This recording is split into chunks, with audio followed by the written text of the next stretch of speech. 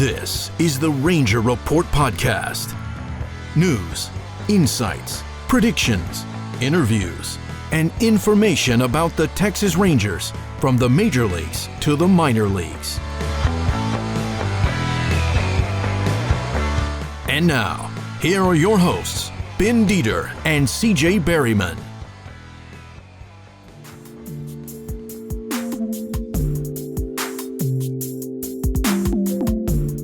Welcome, everyone, to the Ranger Report Podcast. I am Ben Dieter. You can find me on Twitter at BDieter75. I'm CJ Berryman. And on that tweedledee thing, you can find me at CJB_RR. You can, and you can find us at the Ranger Report on Twitter, Facebook, Instagram. I don't know, Snapchat. I think I have one, but I haven't checked it in like 3 years, so probably don't contact us there. Yeah, you just need to get that alert. I don't even have it on my phone anymore. I don't think I can find it. But yeah, I think we have one somewhere. So yeah, I never did get into Snapchat. No. I checked it out because I have kids, and I was like, cool, maybe I should make one for our podcast. And I did. And then I don't think I've ever checked it again. So yeah. And don't forget, now we are on YouTube. So hit that subscribe button down there and subscribe to our channel. Yes, sir, and hit that little bell. Hit that little bell. I don't know. That's what they always do on YouTube. Hit that little bell and you get notifications every time we put out a show. There you go. So yeah, I'm becoming a professional YouTubist.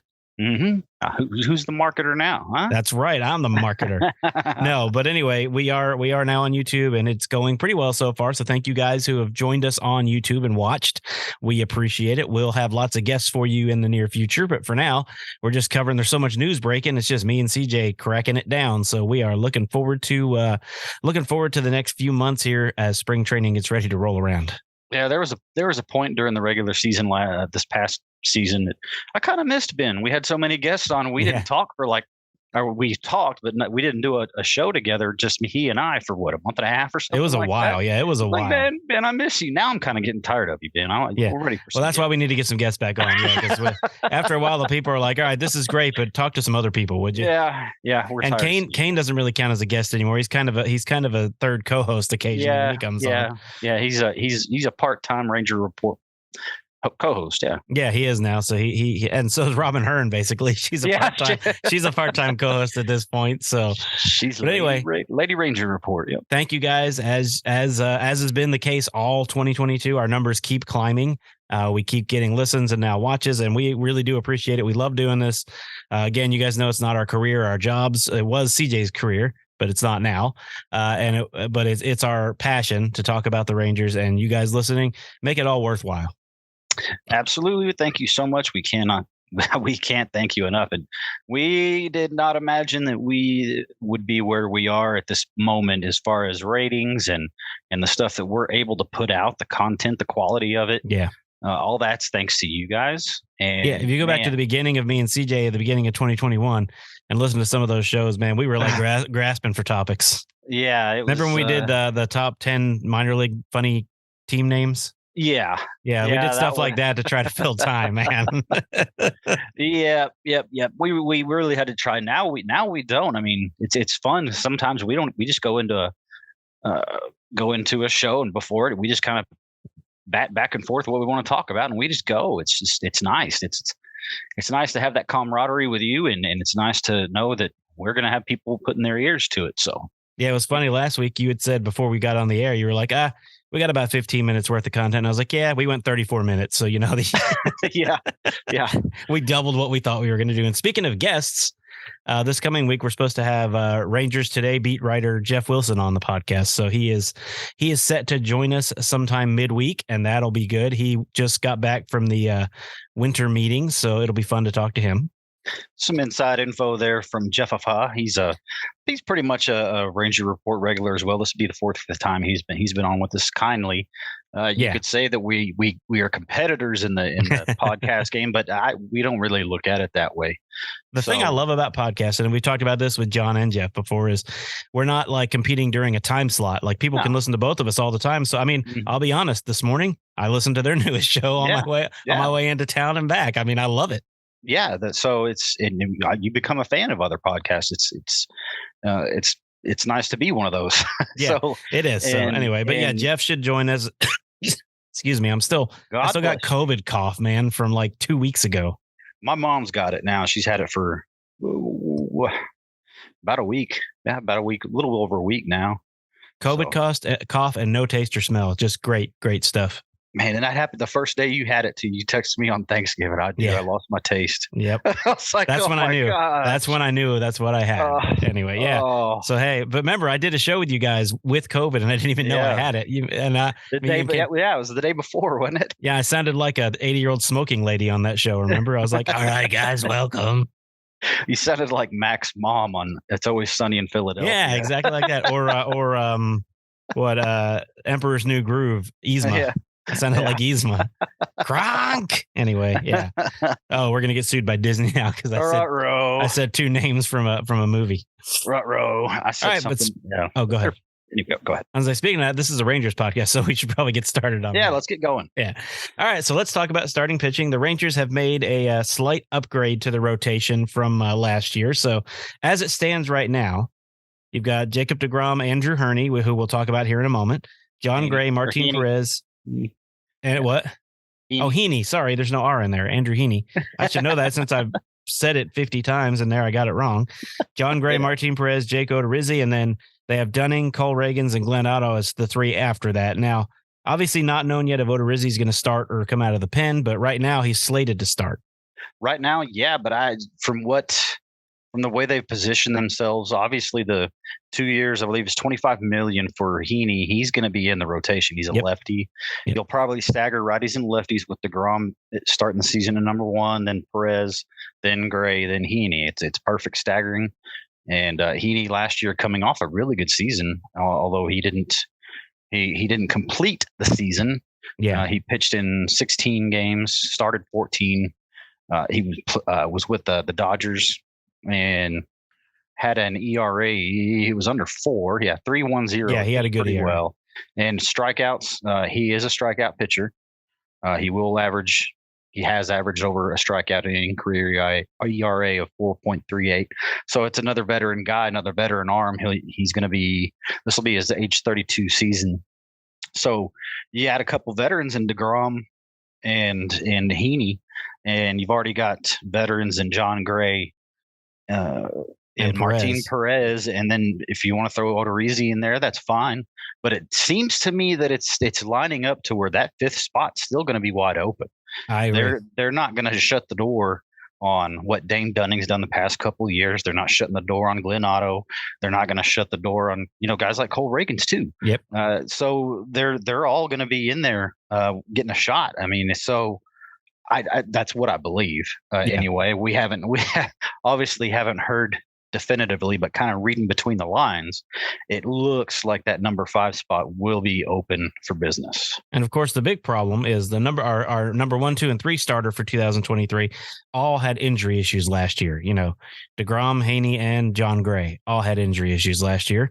So to me, Heaney is a low risk, high reward kind of guy. If he pitches like he can pitch and stays healthy, fantastic pickup for the Rangers. Yeah.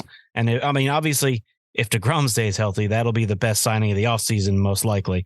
But the deal is, it is kind of scary when you have 3 injury-prone people as your top 3 in the rotation. But like I said, high risk on some of those guys, but high reward. If they all pitch up to the capability, the Rangers will have 95 wins this year. Yeah, John Gray and Jacob deGrom, especially high risk, high reward. Yep. Signings each of the past 2 off seasons. The Rangers are showing that they're ballsy. I mean, they're not going to mess. Yeah. I mean, and Heaney too. I mean, you're for the next 2 years, you're locking him in because remember, baseball contracts are guaranteed 100%. Yep. It's not football. There's not the signing bonus stuff. That there's none of that salary cap playing around. No, you sign a guy, and that's what he's going to make. Whether it's you end up paying him the whole thing, or another team ends up paying him the whole thing. So for the next 2 years, Andrew Heaney is going to be health forbid, He's going to be in that rotation. Yeah, he's going to be in your rotation. And then, of course, Martin Perez, so glad they re-signed him. But the thing with him, though, is he going to be who he is last year? My short answer is yes. Maybe not exactly as good, but you think about the fact that he now has his pitching coach that he had when he first came up to the majors, but he's now way more mature than he was back then. I could see his ERA actually lowering this year. I could see him at least being as effective as he was last year, which will get the Rangers more wins because the offense should be better. Yeah. That's something we're going to be talking about here in just a little bit. Yep. But yeah, Martin, I mean, the thing that kind of caught my eye when watching him last year and what, kind of compare and contrasting the way he pitched prior to leaving the Rangers and kind of journeying out and about with, Minnesota and Boston and stuff. But he's really figured out his changeup. Now, it seemed like with the Rangers when he had just come up and he just couldn't get over that hump, he was spiking that changeup a lot. Yeah. In the dirt, there was no chance they were going to swing, nothing whatsoever. Last year, I mean, he was away. I mean, hitting that outside corner, teasing it with the fastball, teasing with the changeup, and I mean, then he can bring the breaking stuff off that. So you can just tell he just really matured. He knows what he's doing out there. He knows how he wants to attack hitters. Yeah, and he knows how to pitch. I mean, that's plain and simple. So Martin Perez getting him back, and again, you look at it like, why don't more guys, take that offer? My mind's blanking now. Qualifying offer. Yeah. Take the qualifying offer. $19 million. That's a $15 million, around a $15 million pay raise for Martin this year. But also you look at his age. Now, if you get a younger guy, obviously they're going to test the market because they want more guaranteed money, guaranteed years, all that.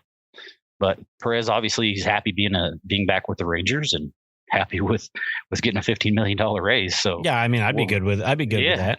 Yeah, so if I could give myself a $15 million raise, I'd be pretty happy with that. We'll end up revisiting the Martin Perez thing in the off as we head towards the off season. Yeah, Hopefully we're not talking off season towards the end of this next campaign. I'm hoping about playoffs. I'm hoping, and I'm also hoping if he pitches like he did, that they'll wind up re-signing him during the season and not just do it during the season and get him signed to a 4 or 5 year deal or 3 year deal, whatever they're comfortable with. Because if he's anywhere around 3 with his ERA again, I mean, you'd be stupid not to re-sign him. Yeah, and to bring him back, I think a 3 year deal would get it done. I mean, he wants to be here. So yeah, I don't think the years, and I mean the salary, it's going to need to be probably if he's the same as he was last year, a little bit more than what he's making this year. Yeah, or maybe around 20. I was thinking around 20. Around 20. Yeah, 20, so 60. Well, I think 60, 65 with some bonuses put in there.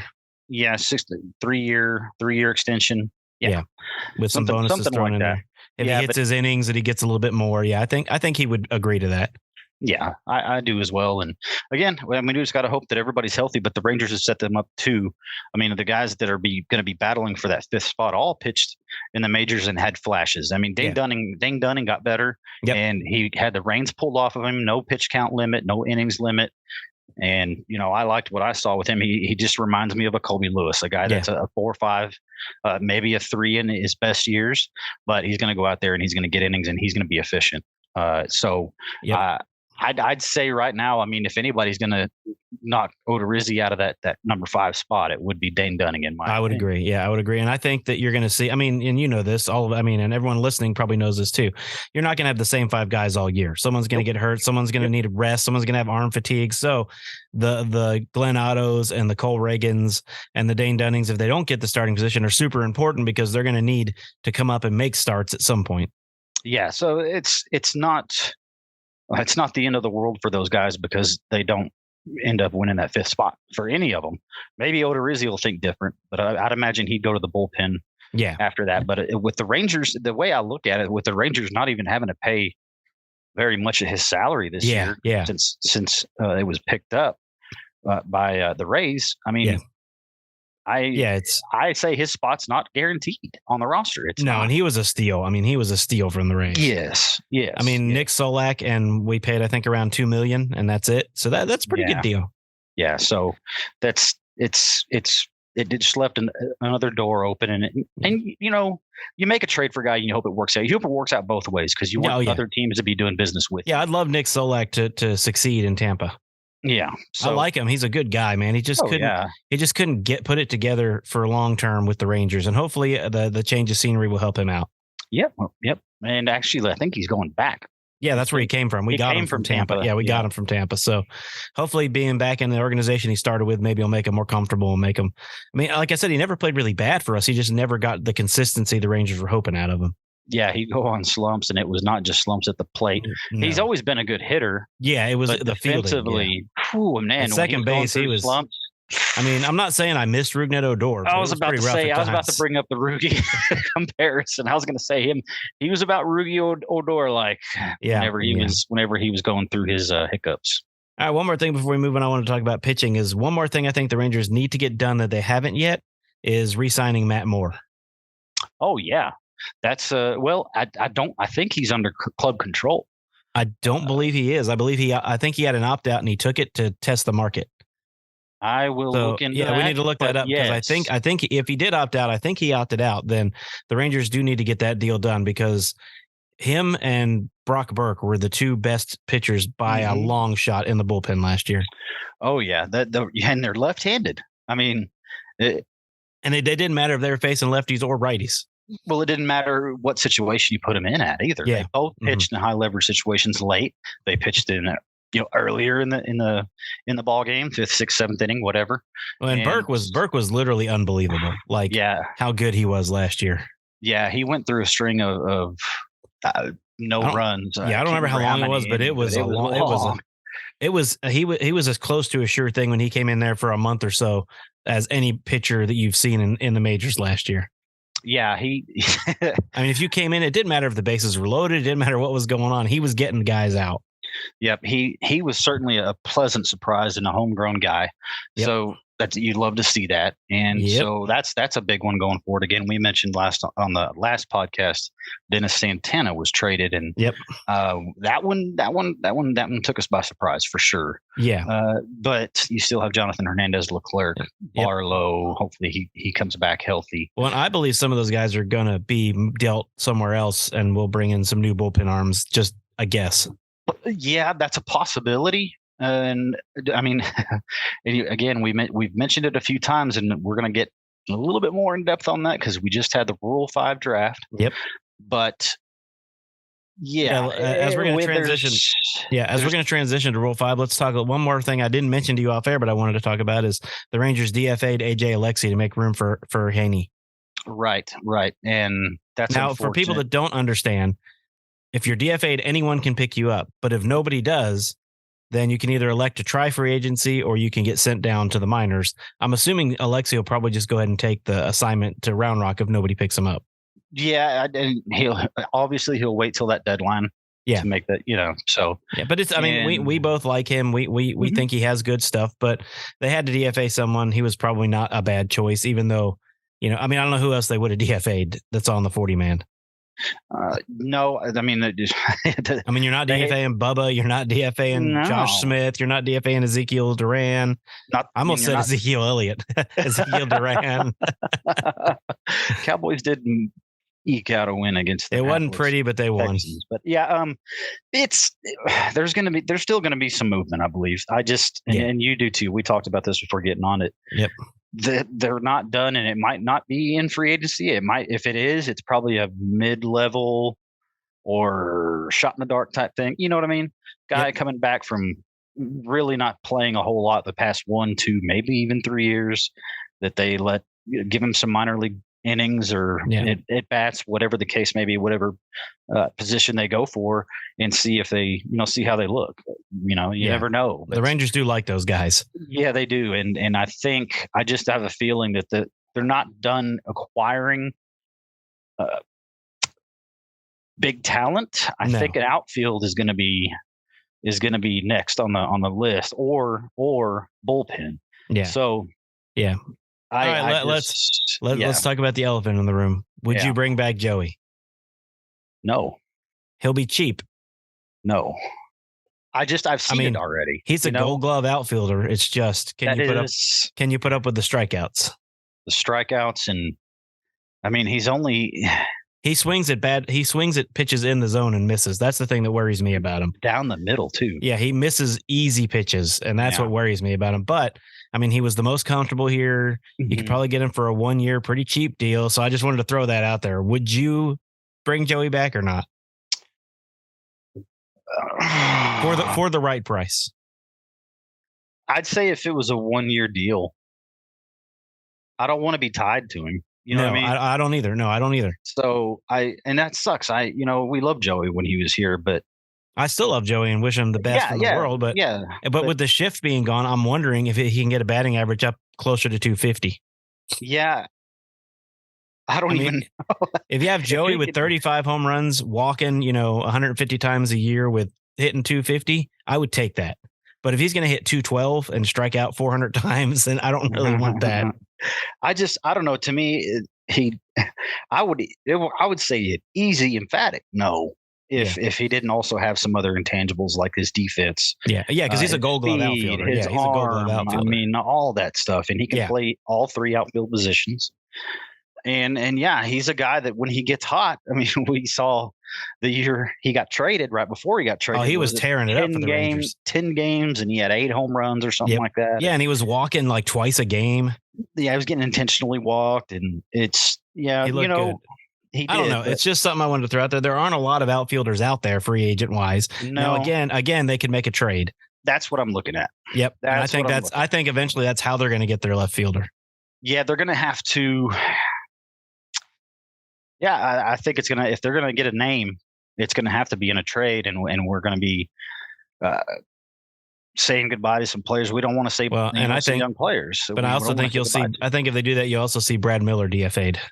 Yes. I mean, absolutely. I like Brad Miller a lot, but as a person, I talked to him at a couple of the games I went to last year. Super nice guy, but I mean, there's really not a place for him on this team because they're going young and they're going for championship now. Yeah, Garver's coming back to be, I mean, likely your full-time DH. I'd like to see him, if he's able to, be the backup catcher. Yeah, I think if you give Heim less innings, he wouldn't wear out like he did at the end of the year, but he had to catch way too much last year. Mm-hmm. So if you got Garver being that backup catcher, full-time DH, that also opens up another position. Correct. Because you're not having to carry 2 definitive catchers. Correct. So that's what I'm hoping for. But I mean, I haven't heard. I know everything's going fine with him, and he should be back as far as is playing. But I haven't heard anything about him catching. So no, I haven't either. It's been DH. And I believe, and this is just me personally, I believe they're going to Jose Trevino, Sam Huff. I think they're going to move him somewhere. I get that feeling too. If they want Garver to catch it all, I think they're going to do Sam Huff the courtesy of putting him somewhere where he can catch every day. Mm-hmm. I think because here, even if Garver doesn't catch, but catches occasionally, then if Sam Huff's here, he's only going to play once, maybe twice a week. He'd have to go down to AAA again. So yeah. And he's proven that he doesn't need to be there anymore. Yeah, he's a quadruple A player right now. Yeah, I mean, he really is. He's that guy that's just stuck in limbo. Mm-hmm. And who knows?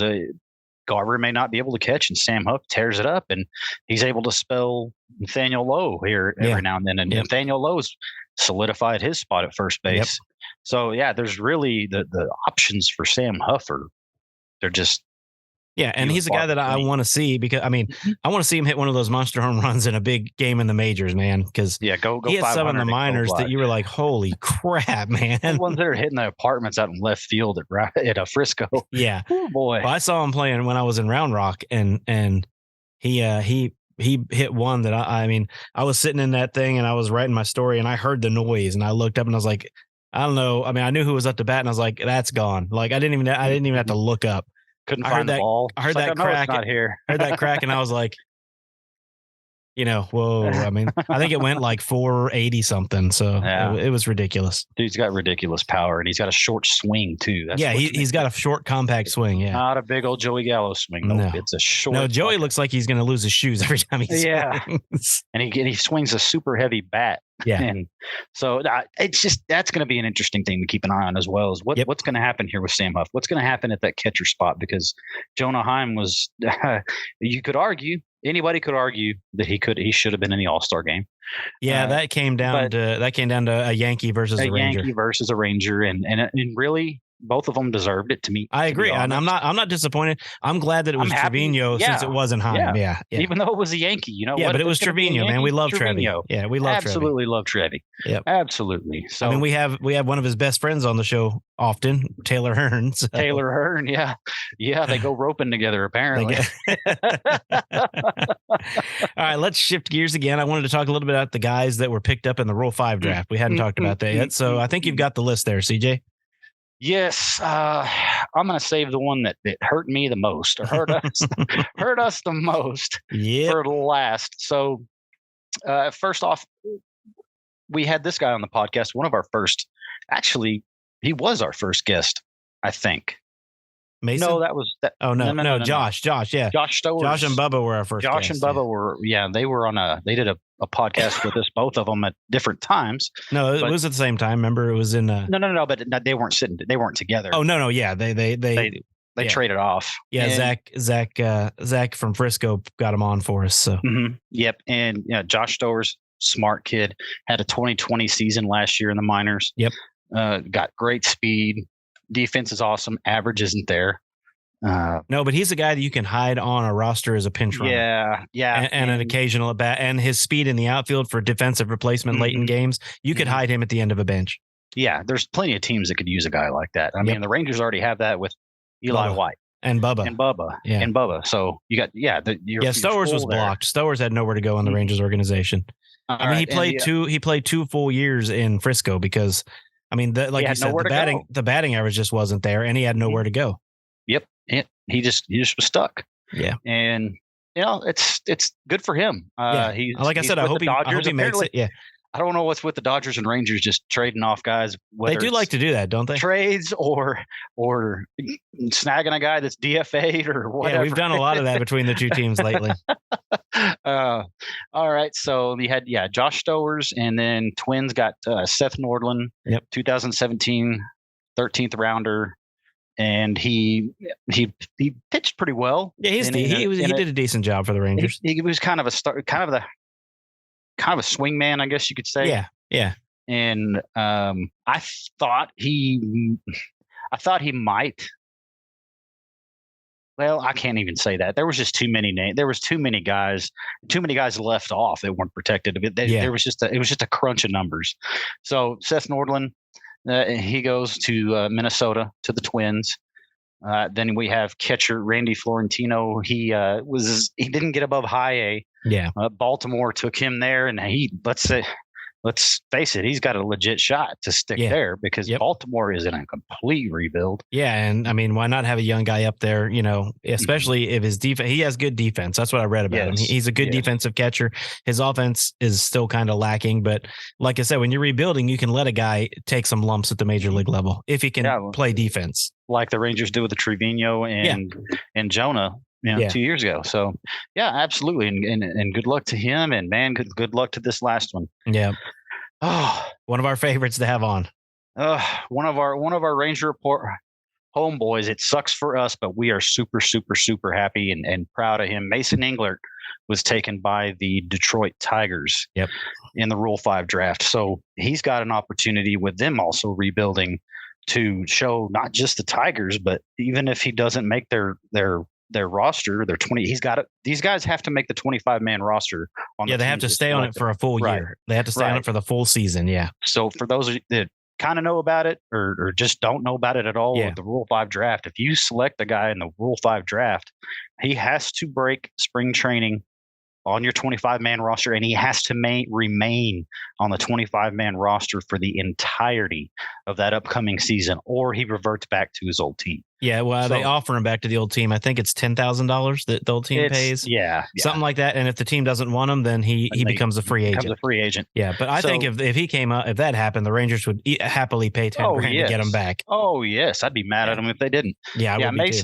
Mason Englert, he really came on last year, and 2 years ago, he was at Down East and was coming off of Tommy John, and had that sticky stuff. Yeah, it was one of our better interviews. He was so upfront and open about it with us. Yeah, he was just well, if your opponent's doing it and you know it and they're getting away, you're gonna so. But man, it's obvious he learned to deal with it and pitch around it because man, he was. I mean, he got to pitch in the championship series for Frisco this year too, which was awesome. He got to win that championship. Yep. So he really came on this year. Had I think it was 16 1/3 hitless innings. Hitless, not scoreless. Yeah, hitless. Yeah. Hitless. At one point between high A and Double. and double A. So going from having TJ 3 years ago to being at being at low A, down east for an entire year, then starting at high A Hickory, and then bam, you're up to double A and you're getting Rule 5.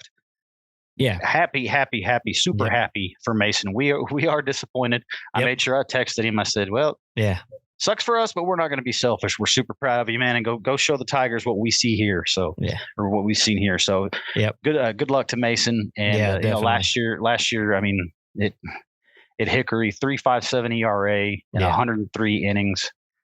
He was very solid. He throws a lot of strikes. He does not walk a lot of hitters. No, he does not. 26 walks in 103 innings. Yeah, that's amazing, man. So, that is control right there. He's going to be. I'm not surprised. Pitcher. I'm not surprised he was picked up, but I was just hoping that someone thought he wasn't ready to play in the big leagues yet, and he would stay. Yeah, and I was worried. I mean, we mentioned it. Some teams out there that are in complete rebuilds: Diamondbacks, Orioles. I mean, why not take a flyer on a prospect that's that good? Yeah. So, and I think Zach Kent would have been grabbed if the Rangers hadn't protected him as well. Zach would have been gone too, and we would have lost two of our BFFs. Yeah, we would have. Zach, it's all up to you now, buddy. Yep. Speaking of Zach, we will have him on soon. I was gonna say, speaking of Zach, make that happen soon. Yeah, he's vacationing a little bit. He's enjoying some time off. Well, we need him and Vanasco back on after the holidays. Ricky, I'm going to work back on. We had that one scheduled, and then it fell through. Miscommunication. We'll take the blame for it. We're humble. Well, but just like we don't like to, and that's why we don't like to announce things until we're confirmed, right? Because things happen. So we've had several scheduled that have fallen through, which is fine. Mm-hmm. It happens, but and over the holidays, it's so hard, like this week maybe, but after this week, really till January, there's no need to bother anyone because you want them to enjoy their Christmas, and not have to talk baseball. So and they don't want to. I don't blame them. It's their holiday, especially if you blame Krim. Yeah. Man, do you think that guy wants to enjoy Christmas without baseball? I bet you he is having the time of his life right now. I bet you he is relaxing. That was a fun interview because he was relaxed during that interview. Yeah, he was like, I made the decision not to go, and it actually made me play better because I knew I wasn't going. Because he knew that was it. He was done after that. Yeah, but anyway, the light was at the end of the tunnel. Yeah, we got lots of good stuff coming up for y'all. So we do. And of course, I wanted to talk about this before we go here today, that we are going to spring training, hopefully. The plan is to go to spring training this year, but in order to do that, we need you or the company you work for to be in contact with us, info@therangerreport.com. Get in contact with us and let us know how you'd like to help. We got all kind of packages available for sponsorships and just regular sponsorships. You want to sponsor the video that we do here for Zoom. If you want to sponsor, then you'd be mentioned every time we have a guest on or every time we do a show, because this is how we do it. So that would give you a mention every time. And of course, I always want to thank Walton's, our best sponsor. Walton's has been with us now for over a year, which is awesome. So it's just amazing, but it's been great working with them. But yeah, we're going to start reaching out to you, and you're going to get annoyed with us, but we need some sponsors because we ain't rich and we don't do this for a living. So we have to find ways to get there. I mean, I'll ride a bicycle there if I have to, but Yeah, I was about to say I'd walk, but man, Arizona's a long ways away. Dude, just me to you is like 12 hours. Yeah. And then it's closer for me to get to Arizona than it is to Tyler. So. I was going to say, and then I think it's only 8 hours from your place to Arizona. So, I'm like 21 hours away from Surprise. Yeah, we'll be flying. Yeah, don't worry. We're not taking bicycles. We're not hitchhiking, and we're not walking. But I want to get the hotel and the flight secured soon, because it'll be cheaper the earlier we can get it done. Mm-hmm. So that's why we're going to start.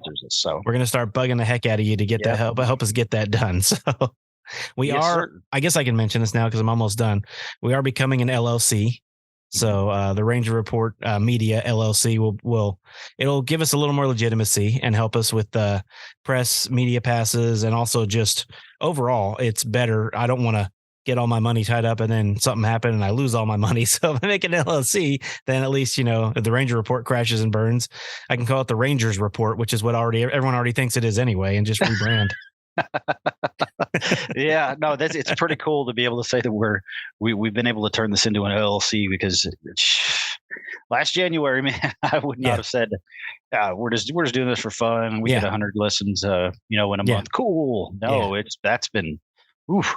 No, you guys have been killing it by listening, and with YouTube now, we are going to break 25,000 this year. So we'll break 25,000 downloads in a year, and our high before that was 8. So that's a difference.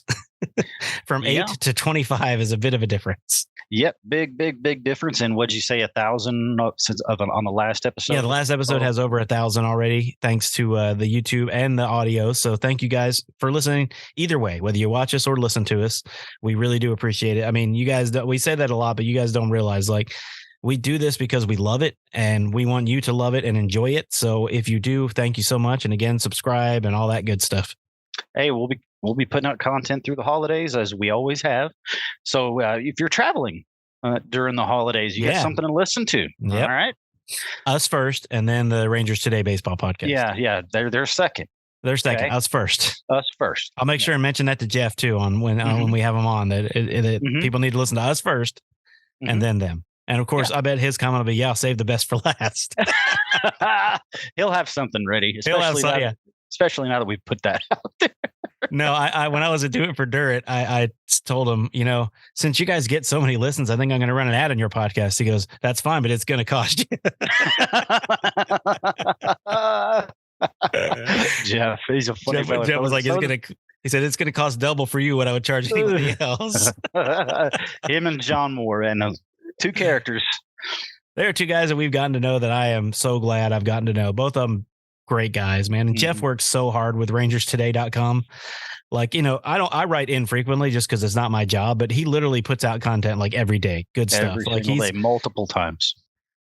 In my opinion, he's probably the best Rangers beat writer. I mean, he has been for a while. Because he's the only one that covers the minor leagues like he does. Like he does, farm down on the farm Fridays and all that. Like, just does such a great job. So anyway, I'll do his little plug. $5.99 a month, $60 a year, $35 for half a year. So. You're trying to get a discount for no, man. On his deal now. I want him to make money because it's good if he's making money. That means one day we can make money if he's making money. True. So. That's true. Well played. No, but I do consider him a friend. And if you don't subscribe, you should. And it's also a good Christmas gift. And also, speaking of Christmas gifts, we still have a shop. Y'all should go check it out. Lots of good stuff on there. New shirts. Yeah. This is an old one, but I'm wearing it. But there's all kind of cool stuff on there. So shirts, hats, coffee mugs. CJ's got some hats coming for Christmas. So wee. All right. Yeah. So anyway, I think we're rambling at this point. So, but no, we do really appreciate it, and thank you guys for listening. And stay tuned. We will have Jeff on later this week. And with that, deuces.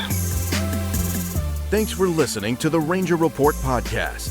Find us on Twitter, Facebook, and at therangerreport.com.